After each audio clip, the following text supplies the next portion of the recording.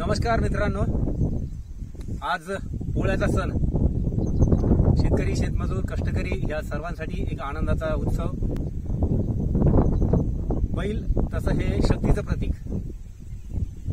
खूप आधीपासून माणसांनी बैलाला पाळायला सुरुवात केली, गाईला पाळायला सुरुवात केली आणि बैलामधली शक्ती ओळखली आणि त्या शक्तीचा उपयोग आपल्या शेतीसाठी आणि इतर कामासाठी केला। पोळा हा सण ज्यावेळी आठवतो त्यावेळी मी लगेच भूतकाळामध्ये जातो। माझ्या लहानपणीचा पोळ्याच्या आठवणी जागृत होतात। अशाच आठवणी माझ्या लहानपणी आता जी काही सोयाबीन किंवा इतर पिकं दिसतात अशी पिकं नसायची। म्हणजे शेती करण्याची पद्धत बदलली, शेतीतील पिकं बदलले, त्यामुळं बरेचसे संदर्भ बदलले। आता साधारणपणे 10 एकर शेती असणाऱ्या व्यक्तीला सुद्धा, शेतकऱ्याला सुद्धा बैलजोडी ठेवायला तसं परवडत नाही। त्यामुळं बहुतेक शेतकऱ्यांकडची बैलजोडी ही कमी करण्यात आलेली आहे। माझ्याकडे सुंदर अशी बैलजोडी होती, काही गायी होत्या। कालांतराने बाबांनी त्या गायी कमी करायला सुरुवात केली। आता घरच्याच गायीची जोडी आमच्याकडे चांगल्या पद्धतीनं तिला वाढवलं। त्यामध्ये एकाचं नाव राजा आणि दुसऱ्याचं नाव हळद्या।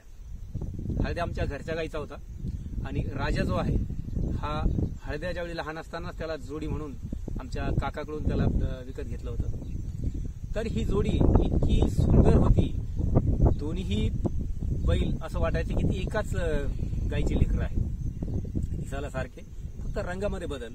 हा एक हळद्या जो आहे तो रंगाने पिवळा असल्यामुळे त्याला हळद्या म्हणायचो आणि दुसरा राजा। राजा या शब्दावरून आठवलं मला की शेतकरी आपल्या बैलांवरती, आपल्या जनावरांवरती म्हणजे गायी गोधनावरती इतकं प्रेम करतात की त्याला एक राजा हे नाव दिलं जातं। कुणाला सर्जा म्हणतात, कुणाला राजा म्हणतात, अशी ग्रामीण भागातली बैलांची नाव। तर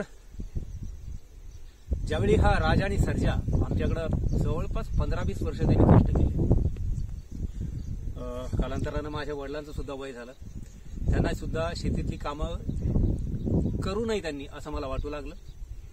तरी पण जे आमच्याकडे बैलजोडी होती त्या बैलजोडीसाठी मात्र माझ्या वडिलांना दररोज शेतामध्ये जावंच लागायचं। मग एकदा मी विचार केला की वडिलांना सांगितलं की आपण आता ही बैलजोडी विकून टाकूया।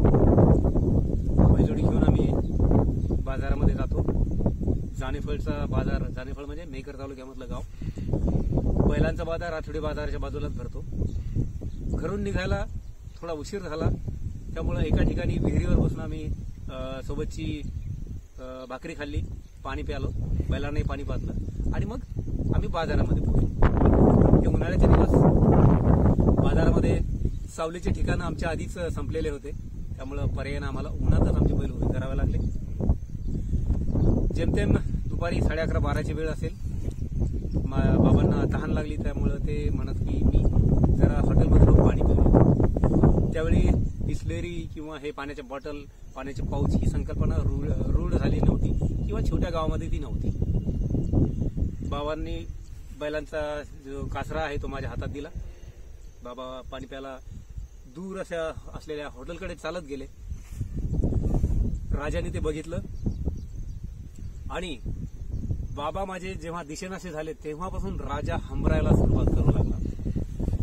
त्याचं हंबरणं, त्याचं ओरडणं, पूर्ण तो बाजार, बैलांचा बाजार आहे तो दणानून सोडणारं होतं। माझ्या सुद्धा काळाला पीळ बसल्यासारखं झालं, पण घेवरून आलं आणि बाबा 5 मिनिटांमध्ये पाणी पिऊन परत आले।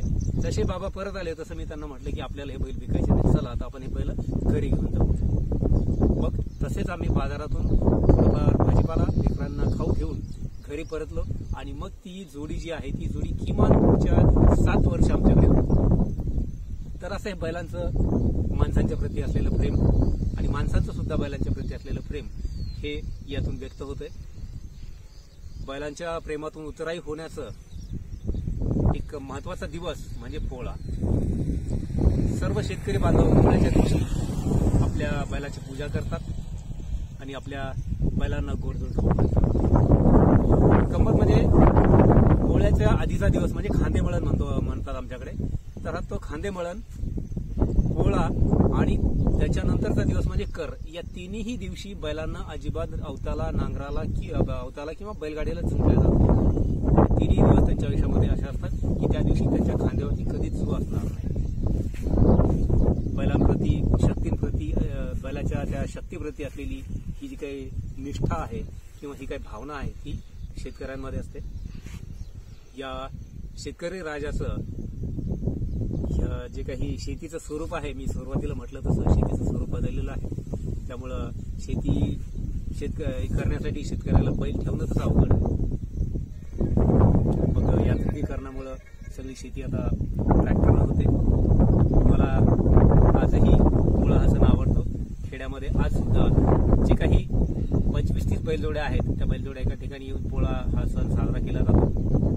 भीती आहे की कदाचित येत्या काही वर्षामध्ये ट्रॅक्टरचा पोळा भरतो की काय, कारण ट्रॅक्टर सुद्धा बैलाचंच काम करतात. त्यामुळे ट्रॅक्टरचा पोळा जर भरला तर आश्चर्य वाटण्यासारखं असणार नाही.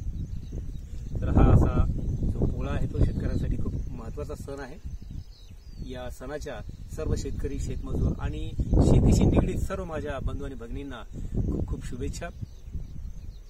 अशा माझ्या लहानपणीच्या आठवणी तुम्ही ऐकून घेतल्यात त्याबद्दल तुम्हाला सगळ्यांना धन्यवाद. आजचा हा व्हिडिओ कसा वाटला ते लाईक, शेअर आणि कमेंट करा.